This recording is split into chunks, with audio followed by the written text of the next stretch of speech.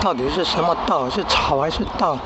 你看长得就跟那个水稻很像，也是你看开花也是有穗，像稻穗一样，比较少而已。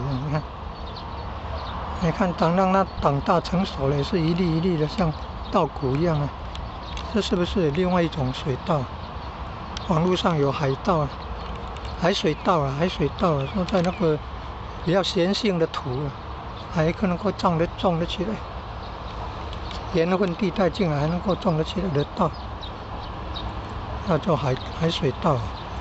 网络搜寻看看，这看起来又像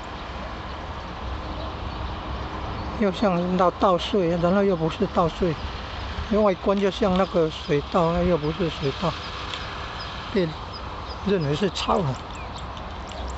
前方那个是寒山寺。